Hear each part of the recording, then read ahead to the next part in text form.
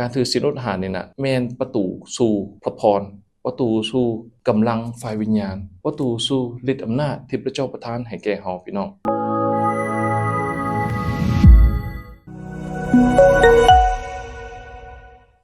สบายดีทุกๆคนและก็พี่น้องที่รักในองค์พระเยซูคริสต์เจ้ามื้อนี้ก็มีความยินดีต้อนรับเข้าสู่รายการ Hope Devotion ซึ่งมื้อนี้อาจารย์เองสัจจำพรสวรรค์ก็ได้รับเกียรติมาหนุนใจพี่น้องอยู่ในพระคำขององค์พระผู้เป็นเจ้าอยู่ในพระคำมัทธิวบทที่6ข้อที่16ถึง18ซึ่งกล่าวว่าดังนี้เมื่อเจ้าทั้งหลายถือศีลอดอาหารอย่าเฮ็ดสีหน้าเศร้าหมองเหมือนดังคนหน้าซื่อใจคดด้วยว่าเขาเฮ็ดสีหน้าเศร้าหมองเพื่อให้คนทั้งหลายเห็นว่าพวกตนถือศีลอดอาหาร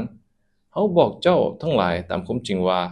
พวกเขาได้รับบำเหน็จแล้วเมื่อเจ้าถือศีลอดอาหารนั้นจงล้างหน้าและหวีผมเพื่อบ่ให้คนอื่นรู้ได้ว่าเจ้ากำลังถือศีลอดอาหารมีแต่พระบิดาของเจ้าผู้ที่อยู่ในที่ลับลี้รู้จักฝ่ายพระบิดาของเจ้าผู้ที่เห็นในที่ลับลี้ก็จะให้บำเหน็จแก่เจ้าเราจะร่วมใจกันภาวนาอธิษฐานขอการทรงนำพาพระผู้เป็นเจ้าทรงใหญ่โมทนาสรรเสริญองค์พระเจ้าในวันนี้ซึ่งเป็นวันแห่งพระพรที่พี่น้องหลายท่านจะรับพระพรผ่านธรรมคำศักดิ์สิทธิ์เพราะพระลูกรู้แล้วว่าพวกลูกที่เป็นมนุษย์บ่สามารถเลี้ยงชีวิตด้วยอาหารแต่เพียงอย่างเดียวแต่จะเลี้ยงด้วยพระคำทุกข้อที่ออกมาจากพระโอษฐ์ของพระผู้เป็นเจ้าพระวิญญาณบริสุทธิ์เจ้าจะเคลื่อนไหวในที่นี้ให้พระลูกได้เข้าใจถึงน้ำพระทัยเข้าใจถึงพระคำของพระองค์ด้วยดังนั้นจึงอธิษฐานขอการทรงนำพาในพระนามพระเยซูคริสต์เจ้าอาเมนหัวข้อที่จะแบ่งปันหนุนใจพี่น้องในวันนี้ก็เป็นหัวข้อพลังแห่งการถือศีลอดอาหารปลดล็อกความเติบใหญ่ฝ่ายวิญญาณพี่น้องที่รักในองค์พระเยซูคริสต์เจ้าทุกๆคนพี่น้องเคยรู้สึกว่าทางตันบ่อยู่ในชีวิตในขณะที่ว่าเฮาภาวนาอธิษฐานบางอย่างก็ยังบ่ทันได้รับคำตอบบางอย่างก็ยังบ่ทันได้มาถึงบางอย่างก็บ่ได้มีการเปลี่ยนแปลงบางเทื่อเฮาอยากจะรับการเปลี่ยนแปลงอยู่ในชีวิตแต่ก็ยังบ่ทันเห็นคำตอบบางเทื่อก็มาช้ากรณีที่สำคัญในชีวิตของผู้ที่เชื่อมีคำภาวนาอธิษฐานอย่างหนึ่งที่สำคัญเป็นคำภาวนาอธิษฐานพร้อมกับการถือศีลอดอาหารซึ่งคำอธิษฐานหลายอย่างในชีวิตของพวกเรานี่มีหลายรูปแบบบางอย่างก็บ่สามารถใช้ความอดทนและก็พยายามได้บางอย่างก็บ่สามารถใช้เวลาในการอธิษฐานได้เพราะว่าหลายอย่างที่เราประเสริฐนั่นนะพระเจ้าฮู้เนาะเพราะบางอย่างเราต้องได้ถือศีลอดอาหารพี่น้องจึงจะเห็นคำตอบนั้นมาจากองค์พระผู้เป็นเจ้าจึงจะเห็นการอัศจรรย์เกิดขึ้นจึงจะเห็นทางออกอยู่ในชีวิตองค์พระเยซูคริสต์เจ้าพระองค์ยังถือศีลอดอาหารก่อนที่จะเริ่มต้นพันธกิจของพระองค์อยู่ในลูกาบทที่4ข้อ1ถึง2นั้นโมเสสเช่นเดียวกันก็ยังถือศีลอดอาหารก่อนที่จะได้รับเอาพระบัญญัติ10ประการเอสเธอร์เช่นเดียวกันถือศีลอดอาหารก่อนที่จะเข้าไปพบกษัตริย์เพื่อขอการกอบกู้ชาวอิสราเอลอยู่ในพระคำของพระผู้เป็นเจ้าเมื่อผู้รับใช้ของพระเจ้าหรือบรรพบุรุษในความเชื่อต้องการกำลังต้องการการเปิดเผยต้องการการอัศจรรย์พวกเขาถือศีลอดอาหารเนาะทั้งนั้นองค์พระเยซูคริสต์เจ้าเฮ็ดเป็นแบบอย่างที่ดีพระองค์ถือศีลอดอาหารทั้งเว้นทั้งคืนบ่เพียงแต่มื้อเดียวเท่านั้นแต่เป็น40วัน40คืนก่อนที่พระองค์จะทรงเริ่มพันธกิจของพระองค์เฮาจะเห็นว่าเป็นหยังจะต้องถือศีลอดอาหารเนาะอดอย่างอื่นบ่ได้บ่การอดอาหารนี่เป็นหัวใจหลักของการถือศีลเพราะว่าหยังเพราะว่าอาหารแม่นอาหารหลักของร่างกายแล้วก็ร่างกายต้องการอย่างที่สุดพี่น้องฮู้บ่ต้องการอาหารบ่ว่าจะเป็นวิตามินอาหารเสริมของบำรุงต่างๆที่นำเข้าไปร่างกายแม้นจัดอยู่ในอาหารทั้งหมด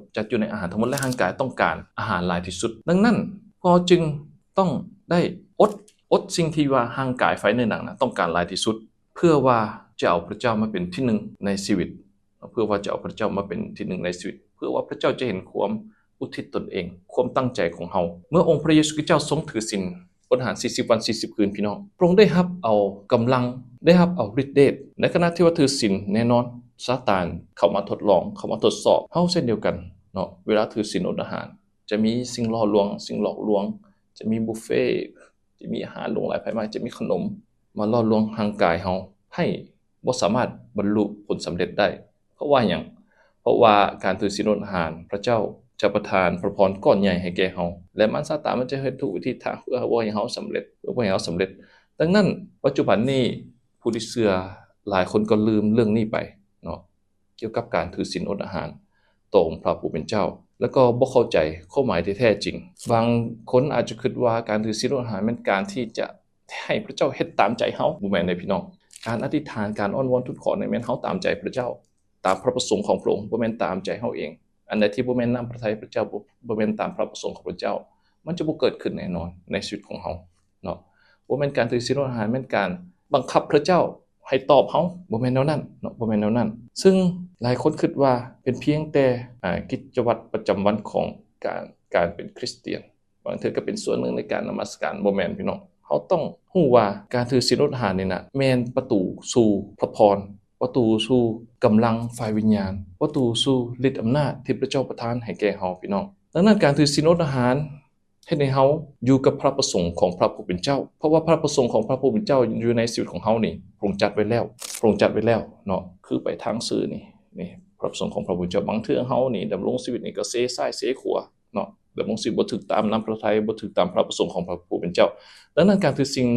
อดอาหารจึงปรับเฮาให้กลมกับพระประสงค์ของพระเจ้าและปลดปล่อยอำนาจของพระเจ้ามาสู่ชีวิตของพวกเฮาทั้งหลายวันนี้เฮา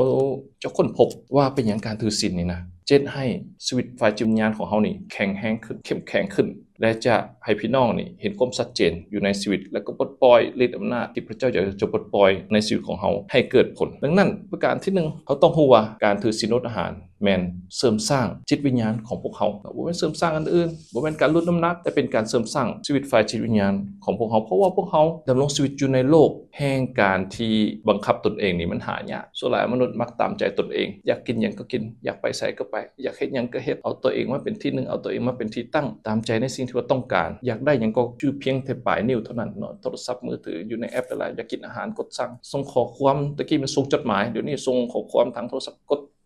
เฮ็ดให้ความอดทนของมนุษย์นี่น้อยลงแต่ในพระคัมภีร์ในพระคำของพระผู้เป็นเจ้าเฮาจะเห็นว่าพระผู้เป็นเจ้าฝึกฝนผู้นำหรือผู้ที่เชื่อแม่นให้มีความอดทนเพราะหยังจึงอดทนเพราะพระเจ้าอยากเห็นการอุทิศตนเองของพวกเฮาอยากจะเห็นว่าเฮานี่มีความเชื่อแท้บ่ในขณะที่ว่ารอท่าเฮามีความเชื่อแท้บ่ดังนั้นถ้าว่าเฮามักเฮ็ดตามใจตัวเองพี่น้องหลายอย่างก็นำเฮาไปสู่หายนะย้อนตามความอยากของเนื้อหนังองค์พระเยซูคริสต์เจ้าก็เฮ็ดเป็นแบบอย่างให้แก่พวกเฮาแล้วก่อนที่พระองค์จะเข้าสู่พันธกิจเนาะก็ถือศีลอดอาหาร40 วัน40 คืนก็ได้รับกำลังเสริมขึ้นใหม่เพราะพระองค์รู้ว่าการที่จะไปเฮ็ดพันธกิจการเฮ็ดอันใดอันหนึ่งเวียกงานใหญ่ๆเนี่ยนะต้องการกำลังฝ่ายวิญญาณเพราะกำลังฝ่ายร่างกายนี่บ่เพียงพอแน่นอนเพราะว่ามนุษย์นี่มีขีดจำกัดทางด้านกำลังร่างกายจำกัดทางด้านสติปัญญาเนาะเพราะมันจัดอยู่ในร่างกายเด้จำกัดทางด้านความรู้อันนี้แม่นมนุษย์มีความจำกัดดังนั้นเพื่อปลดปล่อยฤทธิ์เดชของพระผู้เป็นเจ้าเฮาต้องได้ถือศีลพี่น้องเพื่อหยังเพื่อพระเจ้าจะเปิดเผยเพื่อว่าจิตวิญญาณของเฮานี่จะใหญ่ขึ้นดังนั้นเมื่อเฮาถือศีลให้พอได้คิดถึงว่าพระเจ้าเป็นที่1บ่แม่นอาหารเป็นที่1เนาะในขณะที่ว่าเฮาเข้าเฝ้าพระเจ้าในการถือศีลอดอาหารเนี่ยพี่น้องเฮาอยากจะอยู่ในพระพักของพระผู้เป็นเจ้าหลายกว่าอยู่ในความสบายของโลกนี้เพราะความสบายของโลกนี้มันชั่วคราวเด้มื้อนึงมันก็จางหายไปมื้อนึงมันก็เสื่อมสูญไปให้เฮานี่พึ่งพาพระเจ้าหลายกว่าพึ่งพาสิ่งของอยู่ในโลกนี้นี่แม้ในขณะที่ว่าเฮาถือศีลเอาตัวเองใกล้ชิดสนิทกับพระเจ้าหลายขึ้นพี่น้องดังนั้นเมื่อเฮามีวินัยฝ่ายวิญญาณแบบนี้ชีวิตเฮาก็จะเปลี่ยนแปลงจากภายในสู่ภายนอกประการต่อมาก็คือให้พวกเฮาว่าการต่อสู้เนาะบ่จะเป็นปัญหาอยู่ในชีวิตปัญหาต่างๆและสภาพแวดล้อมที่พี่น้องเผชิญอยู่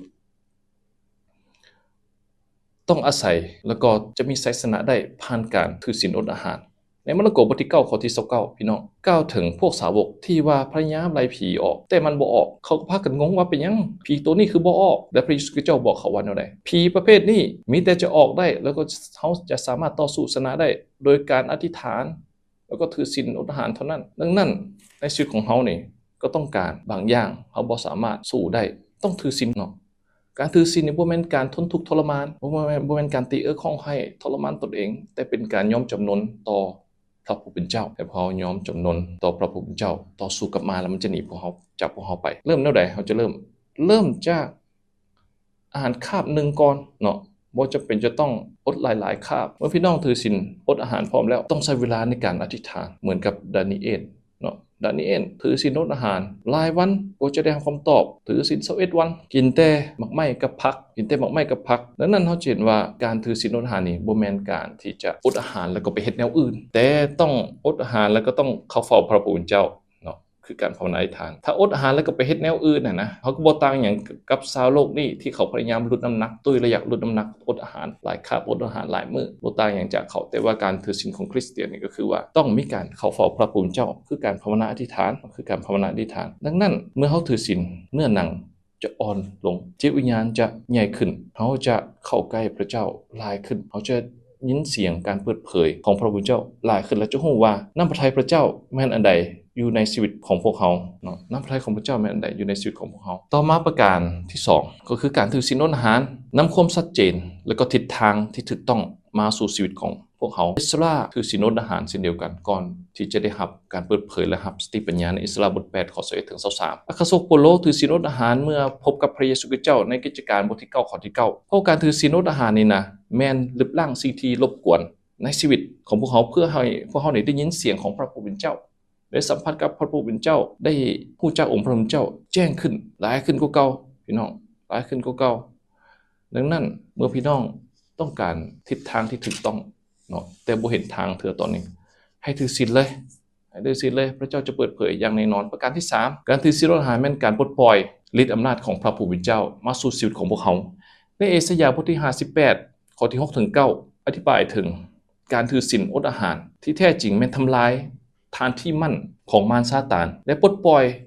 คนให้เป็นอิสระเอสยาห์บท58ข้อ6ถึง9กล่าวว่าการถือศีลอดอาหารแบบที่เฮาต้องการแม่นดังนี้แก้โซ่แห่งการกดขี่และปลดแอกแห่งความบ่ยุติธรรมและปลดปล่อยคนที่ถูกกดขี่ให้เป็นอิสระจงแบ่งปันอาหารให้แก่ผู้ที่อึดหิวและให้ที่พักแก่ผู้ที่ยากจนขาดบ่อนพักอาศัยจงหาเครื่องนุ่งห่มให้แก่ผู้ที่บ่มีและอย่าละเลยการช่วยเหลือเพื่อนมนุษย์และความกรุณาของเฮาก็จะส่องแสงดังตะเวนขึ้นในตอนเช้าและบาดแผลของพวกเจ้าก็จะถูกปิ่นปัวให้หายไว้เฮาจะอยู่กับพวกเจ้าช่วยสู้เจ้าให้พ้นภัยอยู่เสมอเมื่อเฮาอยู่นำเจ้าเฮาจะปกปักรักษาเจ้ารอบด้านเมื่อเจ้าภาวนาอธิษฐานหาเฮาก็จะตอบเจ้าเมื่อเจ้าเอิ้นหาเฮาก็จะขานตอบเจ้าอันนี้แม่นตัวอย่างพี่น้องเอสายาห์ได้อธิบายถึงการถือศีลอดอาหารแบบนี้เป็นการแก้โซ่แห่งการกดขี่เนาะและการปลดแอกแห่งความบ่ยุติธรรมปลดปล่อยผู้ที่ถูกกดขี่นี่ให้เป็นอิสระแล้วก็นำเสรีภาพมาสู่ผู้ที่เชื่อทั้งหลายเนาะผู้ที่เชื่อทั้งหลายดังนั้นการถือศีลอดอาหารที่เฮานี่ประสบกับการอัศจรรย์การเป็นปัวและความเติบใหญ่ฝ่ายวิญญาณอยู่ในชีวิตสรุปบทเรียนง่ายให้พี่น้องจือในวันนี้ก็คือการถือศีลอดอาหารบ่แม่นการทนทุกข์ในทางกายแต่เป็นการเสริมสร้างฝ่ายวิญญาณดังนั้นถ้าทายให้พี่น้องนี่นะพยายามลองอดอาหารเบิ่งเนาะจักคาบหนึ่งและเข้าเฝ้าพระเจ้าในการอธิษฐานและให้เชื่อว่าพระเจ้านี่จะเคลื่อนไหวอย่างอัศจรรย์อย่างแน่นอนอยู่ในชีวิตของพี่น้องทุกคนสุดท้ายก็แม่นให้เริ่มจากคาบหนึ่งก่อนจึงไปหา2คาบ3คาบและพยายามเฮ็ดเป็นประจำและพี่น้องจะเห็นการเปลี่ยนแปลงอยู่ในชีวิตอย่างแน่นอนเนาะอยู่ในชีวิตอย่างแน่นอนดังนั้นก็ขอฝากประคำเหล่านี้ให้แก่พี่น้องทุกคนให้เป็นที่นูนใจอยู่ในชีวิตนำไปสิสอนนำไปเป็นพระพรให้แก่คนอื่นๆต่อกดแบ่งปันให้แก่คนอื่นๆต่อๆไปด้วยเขาจะร่วมใจกันภาวนาอธิษฐานพระผู้เป็นเจ้าทรงใหญ่โมทนาสรรเสริญพระเจ้าในที่นี้เป็นลูกที่รักของพระผู้เป็นเจ้าที่กำลังติดตามรับชมรับฟังผ่านทางวิดีโอนี้ทุกคนจะได้รับพระพรจะได้รับบทเรียนจะได้รับกำลังใจจะได้รับคำหนุนใจจะได้รับการเปลี่ยนแปลงอยู่ในชีวิตผ่านทางพระธรรมของพระเจ้าฝากทุกคนที่พระวิญญาณบริสุทธิ์เจ้าจะนำพาให้รู้จักนำพระทัยและพระประสงค์ของพระองค์อยู่ในชีวิตของพวกเขาด้วยดังนั้นจึงอธิษฐานมาด้วยความเชื่อในพระนามพระเยซูคริสต์เจ้าอาเมนพระพรพระเจ้าสำแดงในชีวิตของพี่น้องทุกๆคนเราจะพบกันใหม่ในโอกาสหน้าพระเจ้าอวยพรพี่น้องก็สามารถเป็นส่วนหนึ่งในการผลิตรายการต่างๆของพวกเราได้ด้วยการกดไลค์กดแชร์กด Subscribe อธิษฐานเพื่อและถวายทรัพย์เพื่อสนับสนุนพันธกิจของพระเจ้าเพื่อเฮ็ดให้ถ้อยคำของพระเจ้าไปถึงทุกคนขอให้พระเจ้าอวยพรพี่น้อง